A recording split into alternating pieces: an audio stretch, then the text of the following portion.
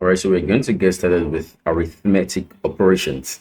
And what arithmetic operations is, are just simply basic mathematical calculations you can perform on numerical data types, that is, on number data types.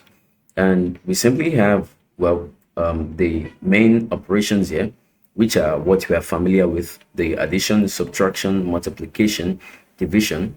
And we might probably not know what this one is. Okay, if you divide any number, the remainder is what it would give you. Modulus, we'll come to that. And then we also have this increment and decrement. Okay, if I have a number, for example, like 20, okay, and I would like to add one to that 20, what I can just simply do is to increment it by 1.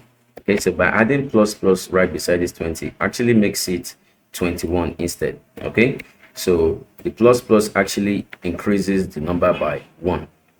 And the decrement, you of course could probably guess what the decrement would do. It would reduce the number by 1 instead. So instead of getting 20, when you say 20 minus minus, you get 19. Okay, so that's what the increment and decrement is. It's used to increase or decrease a variable or a number by 1. Okay, and we have the last one, which is operator precedence. Operator precedence, well, it's just used to define the order of which an operation should be performed. So let's say you have a little bit of complex mathematics like this, maybe 2 plus 3, then minus, then maybe in the bracket you have some more calculations inside it, right? And then you want to be able to know which or how to calculate it first. You might probably think we might be using paired mass or board mass, right? Of course, why not? So it's almost the same thing here, or exactly the same thing in fact. So operator precedence. Okay, so you of course want to start with the bracket first by getting started with this one first. Okay, so that's just a summary of what we are going to be learning how to do. Okay, and I'll just simply start away with the increment and decrement by implementing these operators right on there. Okay, so these are something we don't, but again, I'll just go through it in a way we understand. So before we proceed, I have opened a file here called arithmetic operations. I mean a folder. Okay, so this is the 5th topic. Then inside it, you open a file called arithmetic operations.c++, and then we get started. So of course, you should know to write that. Okay, so what we want to do now is, let's say we have a variable called medical students. Okay, and for this medical student, we are about 30. All right. And if we log this to the console, of course, standard output, and let's see what we have right in this case. Then we log medical student to the console. This is of course going to give us 20 in it. So let's try to run the compile our C++ code.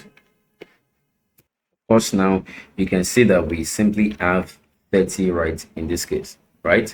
Sweet. So for this medical student, I would like to add a new medical student, so which is going to make it 31 in it. So there are 2 ways you can do this, and of course, you remember the first way I said you can do it. You can just simply have plus plus, but not right there. Okay, so I'll show you the way it is done, then I'll show you the way to increment it. So what you want to do is to call the medical student. It's like you're calling all medical students. Then you're saying, I would like to add 1. So all you just need to do in a short form, you can just say medical student plus equals 1 like this. Okay, so by doing plus equals 1, it means you are taking this 20, then you are adding plus 1 to it, right? Which actually makes it 21. Now the lame way you would have done that is to say medical student equals medical students plus 1, right? So this is a longer method, of course, in this case, right? But the shorter way was what I just showed you. Now we just have to say medical student then plus equals 1 like this. Okay, so by doing this is exactly the same thing as this, but this is the shorter form. Okay, so let's try to see the result of this. Let's compile our C++ file, and then let's see that we are going to be getting 31 instead.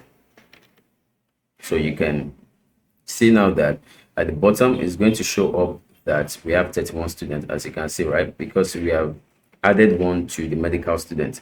And the advantage of doing this is that you can add up any number alongside. Okay, you can add up any number with it. So if I wanted to, if I had maybe like more 20 students, and this is going to add this 30 plus 20, which makes it 50 students. Okay, so that's the advantage of using this method. Okay, and it's also the same thing here. You can still add up the same thing, but of course, you know, we are not using this one. It's just a longer way of writing, you know, this one here, right? So we can also do this and we get 50, and as you can see at the bottom, we get 50 students, right, in this case. Okay, so it's as easy as that. Let's also try the subtraction. Let's try the subtraction. Let's comment this one out and then say medical student, then we set it to minus equals then 1. So minus equals 1, of course, you probably would guess the result of this. This is going to subtract this 30 by 1. Okay, and we are going to be having 29 medical students instead. Okay, so there's another way you can get to do it, but let me just show you that in proper way. So you can see we have 29 students now, right? So you can also try that for the multiplication. Okay, so if you want to multiply the medical students, let's say by 2. Okay, so you know there will be 60, right, in this case, of course, right? So this is the short form of writing it, right? So we are going to be getting 60 now. So 30 times 2, that will be 60. Okay, so that's just a short form of writing this, and you don't have to, you know, waste your time. So you can see we also have the 60 right in this case, right? And we also have the another one which we can try the division. So you can also divide the medical student by, you know, typing it like this. Okay, divide equals then 2. So this is going to divide the medical student, and we are simply going to be having 15 medical students, as you can see the outputs at the bottom here, right? Sweet.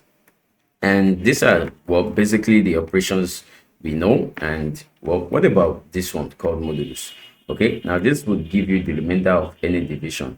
And for example, if I said 10 modulo, that is 3, of course, you know, this is the this is 5, right? Then the remainder is 0. Okay, so it is the remainder it would return to you, right? So if I say 5 modulo 3 now, the remainder is going to be 1. So is that remainder you would actually see, right?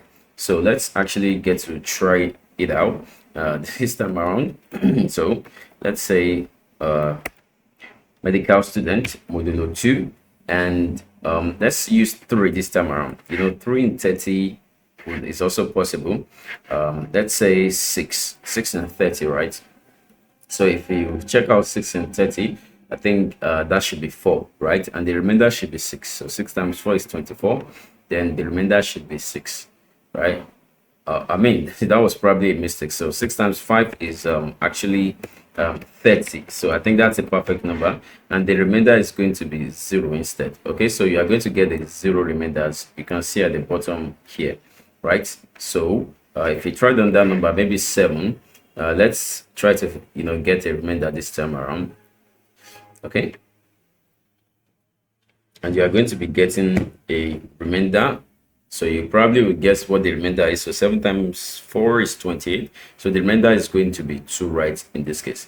Okay, so this is going to return you an even number. Okay, so initially we had 0, which was an even number, right? So that's how to get to do that one. Okay, so the next one we are going to be doing now is, don't forget what this is called. It's simply called the modulus, right? So modulus, and it's easy as that. So the next one which we have here is the increment and decrement. Okay, so now this increment is used to add up just +1. It's just, if you want to just add +1 to the number, you can use increment for that. And let's try that right in this case. So I still have my medical students right at the top here in this case. So if I said medical student, again by calling the medical student, now instead of me using a longer method, maybe by saying plus equals 1 in this case, okay, I could of course use the increment operator now. Okay, so let me just write that at the top. So increment operator. Okay, so just by simply using the plus. So all you just need to do is say medical student and plus. So what it's going to do for you now, it's going to only add the medical student by 1. This only works if you only want to add by 1. Okay, so if you only want to add by 1, okay, if you only want to add by 1, it's either you do this or you use this method. Okay, but I think this one is more neater since you are simply adding by 1, right? That's it. And this is usually useful when we get to loop statements. Okay, so there's a topic called loops in C++. So when we get there, I think that's where it's usually useful. And when we get to the practical aspect, you see more usage on that. Okay, and you might want to try the decrement yourself. So that's going to be the minus minus, right? Probably you guess how we can do that. So just simply put in minus minus, and this time around you're going to be getting just simply 29 students. Remember that our variable is still at the top here, in case you've probably forgotten. So we still have the medical student, which is 30, right? So we are trying to add this 30 by 1 by calling the medical student, then adding plus plus, so which gives us 1 right in this case. Okay, and then we've tried the minus 1, which gives us minus 1 as well. Okay, so that's it. So let's move on to the operator precedence. Okay, so comment all of this out. So go to operator precedence.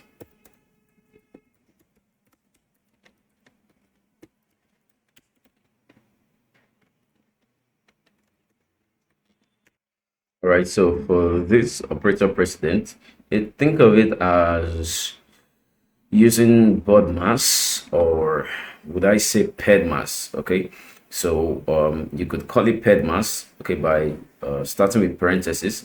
Of course, the parentheses is this, bracket itself, right?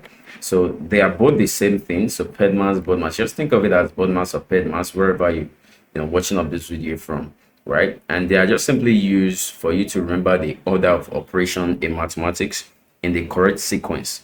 Okay, so they both mean the same thing, just different usage. And the bracket first, then the power, exponent second, then multiplication, then addition, and I believe it's something you know how to do. So but I'll just give you guys a simple explanation right in this case. So what I want to do, first of all, let's come right here. So what we are going to be doing now, I'm just going to be bringing the medical student right at the bottom here. So let's just say int, then other medical students. I just want to use, just perform some mathematical operations here. So let's say I just want to say 6 minus 5, then plus 4, then times 3, then divided by 2. Okay, if you were to probably solve this now, what do you think the answer would be? Of course, if you calculated well, you should be, I think that you should be able to get 7. Yes. Okay, so you start with the highest order. Remember the procedure, right? The parentheses, there's no parentheses here, right? And then we have the multiplication, which comes in, so 4 times 3, which is 12, and 12, right? And we have the division, so 12 divided by 2, that's going to be 6, right?